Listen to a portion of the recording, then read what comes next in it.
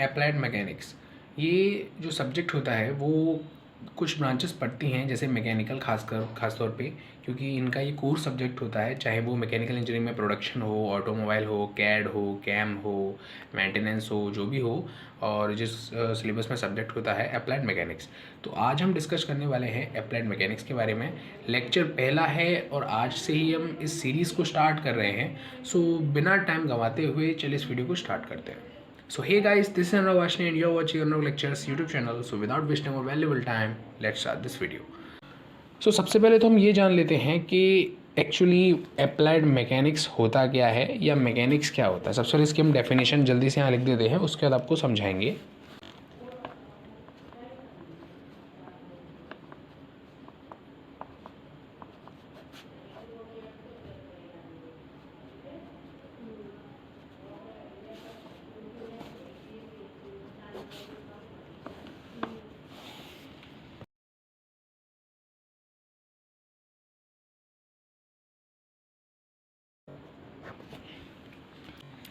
सो mechanics के अंदर हम लोग क्या चीज़ की स्टडी करते हैं, आइए उसके बारे में जानते हैं कि मैकेनिक्स भौतिक विज्ञान की वह शाखा जिसके अंतर्गत हम बलों की प्रकृति, व्यवहार तथा दृढ़ पिंडों पर उनके प्रभाव का अध्ययन करते हैं।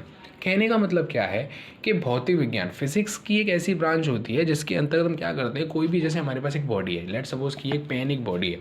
इसके ऊपर क्या होगा कि मैं अगर किसी भी दिशा से कोई भी बल लगाता हूँ, जैसे मैंने इस टाइप से एक बल लगाया, ठीक है, तो मैंने जो बल लगाया है, ये बल एक्चुअली, इस बल की प्रकृति क्या है। अब प्रकृति से मतलब समझते हैं।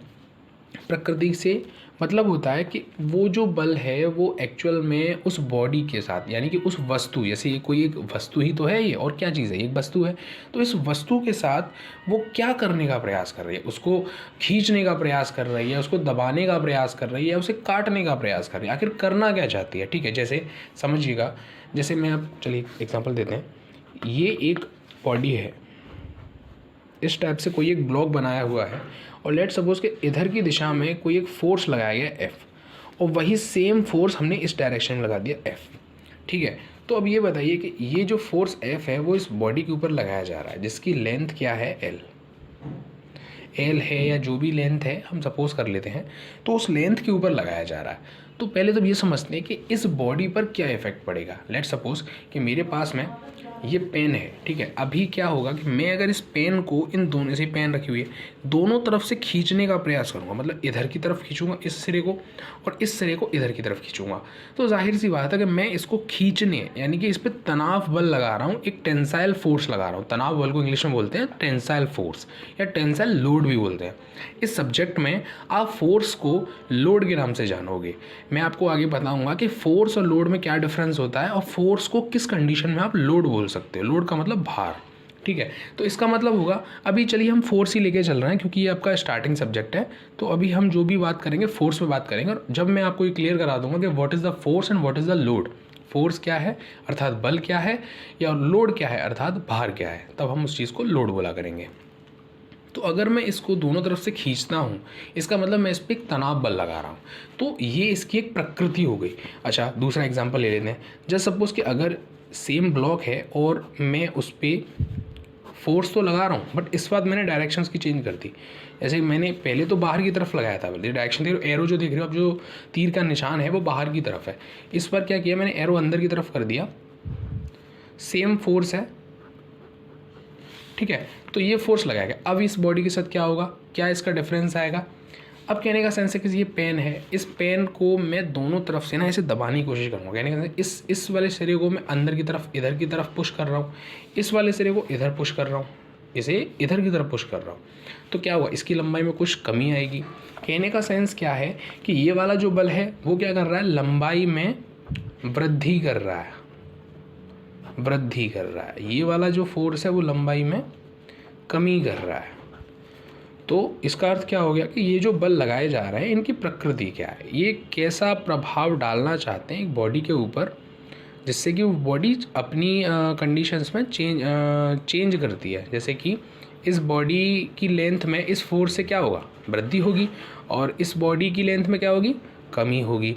तो ये हो गई इस बल की प्रकृति। व्यवहार, अब व्यवहार भी प्रकृति से कुछ ना कुछ मिलता हुआ शब्द होता है। व्यवहार का मतलब इसके साथ क्या व्यवहार कर रही है, जैसे कि मान के चलिए कि यहाँ पे ये बॉडी रखी हुई है, इस बॉडी पे ये फोर्स लगाया जा रहा है जो कि एक दबाव बल है। मैं लिख देता हूँ, ये जो बल है वो है दबाव बल, और यहाँ पे ये जो बल है वो है तनाव बल। इंग्लिश में इसको बोलते हैं टेंसाइल फोर्स, और इसको बोलते हैं कंप्रेसिव फोर्स। ठीक है, कंप्रेसिव फोर्स। तो लगता है आपको स्क्रीन पूरी तरह से दिखाई नहीं दे रही है, मैं थोड़ा सा एडजस्ट करता हूँ। ठीक है, अब आपको पूरी तरह से दिखाई दे रही होगी, टेंशन की कोई बात नहीं है। आपको इस वीडियो में अगर आप चाहें तो स्क्रीनशॉट ले सकते हैं वीडियो का, नहीं तो ये नोट्स भी आपको प्रोवाइड करा दिए जाएंगे। ठीक है, तो अभी समझते हैं, ये दबाव बल हो गया, ये कर्तन बल हो गया। अब ये जो बल है वो इस बॉडी अर्थात इस वस्तु के साथ में क्या व्यवहार कर रहा है, ये देखिए। जैसे कि कोई व्यक्ति आपके साथ में क्या व्यवहार करता है, ठीक है, कोई व्यक्ति है जो अच्छा व्यवहार करता है, एक है जो बुरा व्यवहार करता है। उसी तरह से ये जो बल है इस बॉडी के अकॉर्डिंग कैसा व्यवहार कर रहा है। जैसे ये बॉडी है, ये चाहती है कि इसकी अंदर ऐसे गुण हैं। देखो, आप लोग जानते हो किसी चीज़ में जैसे गुण होते हैं, उसको अगर उस डायरेक्शन में भेजा जाए तो अच्छा रहता है। अगर इसमें तनन गुण है, यानी कि ये तनने के लिए इच्छुक है, तब इस पर आप तनन बल लगाओगे तो ये क्या करेगी, तनेगी, अच्छे तरीके से तनेगी, कोई दिक्कत नहीं है। लेकिन वहीं अगर आप इस पर कंप्रेशन का लोड लगा दोगे, मतलब कि कंप्रेस होने के लिए बनी नहीं है, आप इसको कंप्रेस कर रहे हो, दबाव बल डाल रहे हो, उसका मतलब क्या हो जाएगा, इसके प्रति व्यवहार उसका अच्छा नहीं है। तो बस यही चीज़ें होती है कि बल उस वस्तु पर कैसा व्यवहार डाल रहा है। ठीक है, अगली चीज़ जाती है दृढ़ पिंडों पर उनके प्रभाव। देखिए, ये जो लाइन है मैंने अंडरलाइन पहले से करके रखी है, इसका कोई ना कोई रीज़न होगा आपके माइंड में। जब मैंने ये अंडरलाइन करी है, क्या लिखा गया कि दृढ़ पिंडों पर उनके प्रभाव का अध्ययन करते हैं। दृढ़ पिंड, अभी आप समझोगे दृढ़ पिंड क्या होते हैं। देखो, दृढ़ पिंड को बेसिक तरीके से अभी ये समझ लो कि दृढ़ पिंड ऐसे पिंड होते हैं जिन पर बल लगाने से उनमें कोई भी विरूपण नहीं होता है। कहने का सेंस है, जैसे ये पेन है, ये पेन है, अगर मैं इसको इस तरीके से मोड़ रहा हूँ तो थोड़ा सा देखिए, ये मैं जब इसको मोड़ रहा हूँ ना, तो ये जो अभी तो सीधी है, जब मैं इसको मोड़ रहा था, ये मैं मोड़ रहा हूँ तो ये क्या कर रही है, इस तरीके से एक वक्राकार दिशा में आ रही। मतलब पहले तो स्ट्रेट थी, लेकिन जब मैंने इस पर बल लगाया ये कुछ वक्राकार हो गई। अब आपको शायद क्लियर दिख रहा होगा, ब्राइटनेस थोड़ी ज़्यादा है, एक सेकंड में ज़रा एडजस्ट करता हूँ इसे। ठीक है, अब आई होप आपको ये दिख रहा होगा। ठीक है, तो पहले क्या था, पहले पेंसिल एकदम स्ट्रेट थी, जैसे ही मैंने लोड अप्लाई किया ये कुछ वक्राकार बन गई। कहने का सेंस क्या हुआ, मैंने जब इस पर लोड लगाया इस पेंसिल पे, तो ये टूटी नहीं, ये क्या हुआ, कुछ ना कुछ इसमें परिवर्तन हो गया, चाहे इसकी लंबाई में या इसकी, ये समझ लो कि इसके किसी भी एक विमा में अगर परिवर्तन हो रहा है तो वो रिजिड बॉडी नहीं है, मतलब दृढ़ पिंड नहीं है। दृढ़ पिंड वे पिंड होते हैं जिन पर बल लगाने से उनमें कोई भी परिवर्तन ना हो, उनकी विमा में कोई परिवर्तन ना हो, वो सीधे टूट जाए, समझ रहे हो, सीधे सीधे विरूपित हो जाए। उसको एक शब्द दिया जाता है विरूपित, विरूपण, मतलब वो पूरी, विरूपण का मतलब होता है वो डिफॉर्मेशन आ गई उसमें कहीं से। डिफॉर्मेशन मीन्स जैसे अभी की क्या है, ये डिफॉर्म है, मतलब इसकी जो फॉर्म थी उससे कुछ ना कुछ ये हटके ऐसे डिफॉर्म हो गया, ये होता है डिफॉर्मेशन, डिफॉर्म। ठीक है, अगर ये डिफॉर्म ना होकर सीधे टूट जाए तो बोलते हैं रिजिड बॉडी। जैसे मैं आपको एक एग्जांपल देता हूँ, आपने कभी देखा होगा कोई भी एक एग्जांपल, जैसे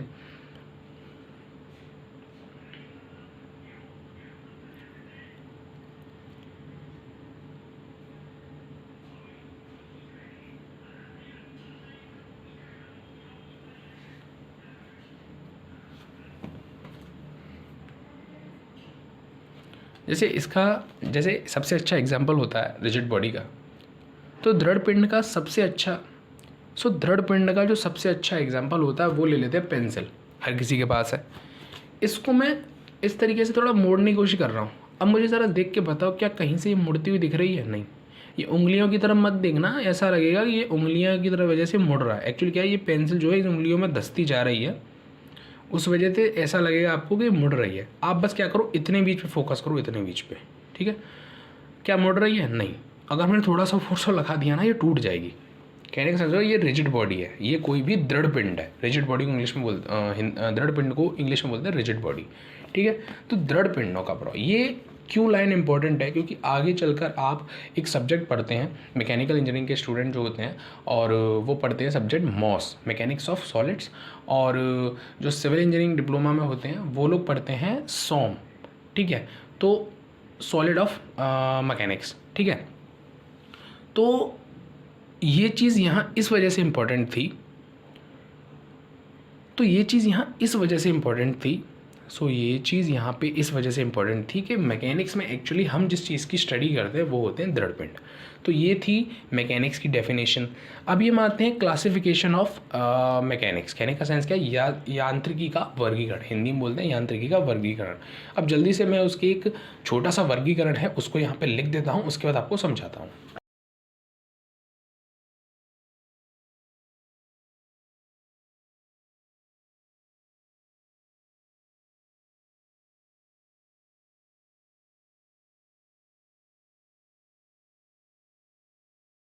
क्लासिफिकेशन मैकेनिक्स को दो पार्ट्स में डिवाइड किया गया है। पहला होता है स्थैतिकी, दूसरा होता है गति विज्ञान, यानी पहला है स्टैटिक्स, दूसरा होता है डायनामिक्स, गति विज्ञान जिसको बोलते हैं। और डायनामिक्स को आगे दो पार्ट्स में डिवाइड किया गया है, जो शुद्ध गति विज्ञान काइनेमैटिक्स, एंड दूसरा होता है बल गति विज्ञान, इसे बोलते हैं काइनेटिक्स। तो इनकी छोटी छोटी डेफिनेशंस हैं, क्या है आइए जल्दी से उन्हें समझ लेते हैं।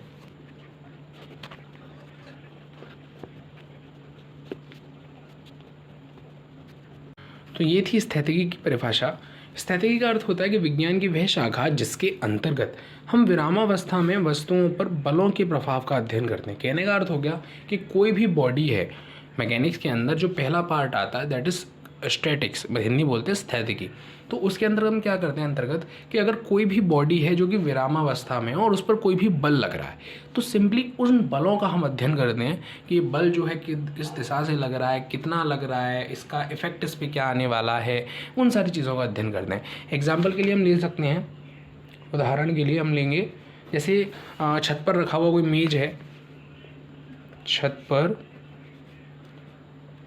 रखा हुआ मेज, ठीक है। और भी कई सारे एग्जांपल्स हो सकते हैं, जैसे कि मान के चलिए कि कोई कुर्सी है, कुर्सी पे आप बैठे हुए हो, उस पर भी तो एक फोर्स लग रहा है, नीचे की तरफ ग्रेविटेशनल फोर्स लग रहा है जैसे। और दूसरी कंडीशन क्या हो जाती है, जैसे कि आप किसी भारी बक्से को खिसका रहे हो ज़मीन पर, लेकिन वो बक्सा इतना भारी है कि आपके द्वारा जो लगाया गया फोर्स है, आपके द्वारा जो लगाया गया बल है, वो उसको खिसका नहीं पा रहा है। लेट सपोज जैसे आपके पास कोई पानी से भरा हुआ बहुत बड़ा ड्रम है, उस ड्रम को आप धक्का दे रहे हो और धक्का दे के आगे की तरफ बढ़ाने की कोशिश कर रहे हो, लेकिन आपका धक्का इतना कमज़ोर है, धक्के का मतलब क्या, बल। तो आपका बल इतना कमज़ोर है, लगाया गया बल, कि उसको आप सरका ही नहीं पा रहे हो। तो उस पर जो बल लग रहा है उसका जो हम अध्ययन करेंगे वो कहलाएगा हमारा स्थैतिकी, स्टैटिक्स।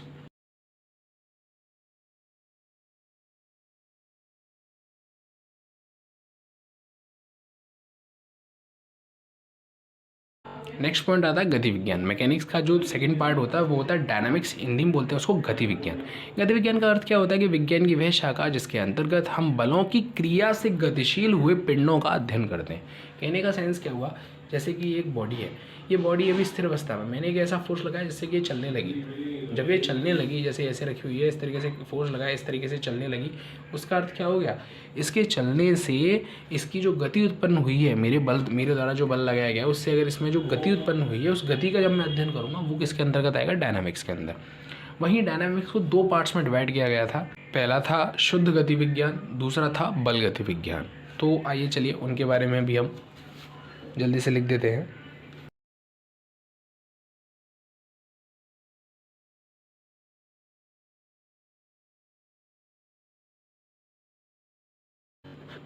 शुद्ध गति विज्ञान के अंतर्गत क्या आता है, जैसे कि अगर कोई एक बॉडी है, उस बॉडी पर फोर्स लगाया गया है जिसकी वजह से उसमें गति उत्पन्न हुई है। सेम एग्जांपल है, कोई पानी से भरा हुआ ड्रम है और उस पर आपने कोई बल लगाया जिसकी वजह से उसमें गति उत्पन्न हो गई। लेट्स सपोज वो खिसकने लगा आगे की तरफ, आप उसको खिसका के ले जा रहे हो, तो आप उस कंडीशन में केवल और केवल उस ड्रम का, अर्थात उस वस्तु की गति का अध्ययन करोगे, ना कि उस गति कराने वाले बल का अध्ययन करोगे।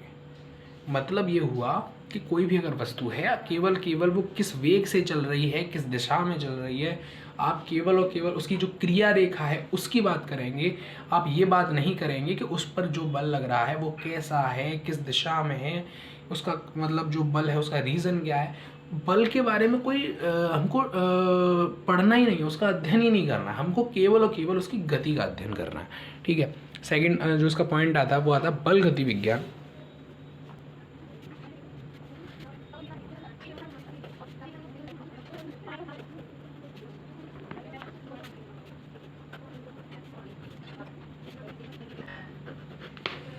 बल गति विज्ञान के अंतर्गत हम क्या करते हैं कि जो भी वस्तु है हमारी, जो भी पिंड है, उस पिंड की गति का तो अध्ययन हमें करना ही करना है, उसके साथ साथ उस बल का भी अध्ययन करना होगा जिस बल के कारण वो गति उत्पन्न हुई हो।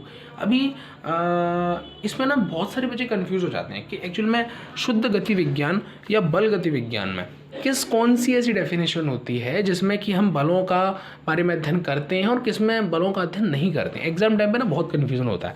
इस कन्फ्यूज़न को दूर करने के लिए ना एक छोटी सी ट्रिक बनाई है मैंने। ठीक है, चलिए उसके बारे में समझ लेते हैं। यहाँ अगर आप लोग फोकस करें रीज़न का मतलब बलों का अध्ययन, इन दोनों जगह ना बलों का चक्कर पड़ रहा है। कहने का सेंस क्या हुआ कि शुद्ध गति विज्ञान, इसको इंग्लिश में बोलते हैं हम काइनेमैटिक्स। मैं यहाँ लिख देता हूँ काइनेमैटिक्स। ओके, तो जो काइनेमैटिक्स है उसमें तो बलों का अध्ययन हम नहीं करते हैं, लेकिन जो काइनेटिक्स है यानी कि बल गति विज्ञान है, उसमें हम बलों का अध्ययन करते हैं। सॉरी,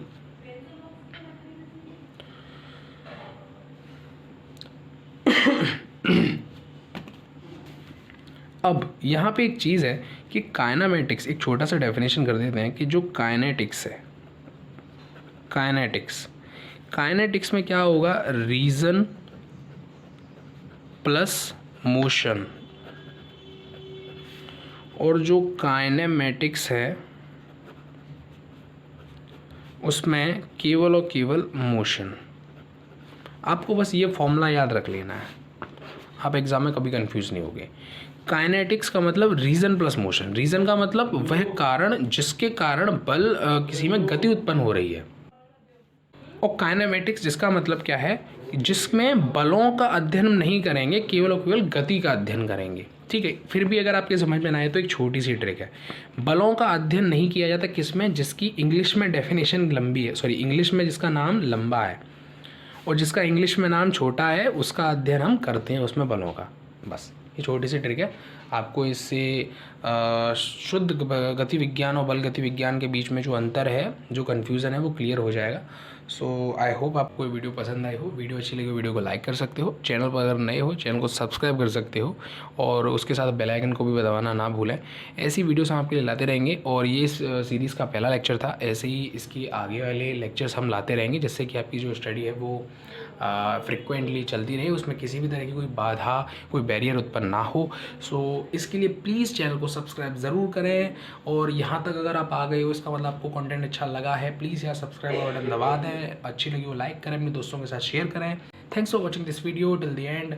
मिलता हूँ आपसे एक और अंदर ऐसी वीडियो के साथ, तब तक के लिए बाय बाय।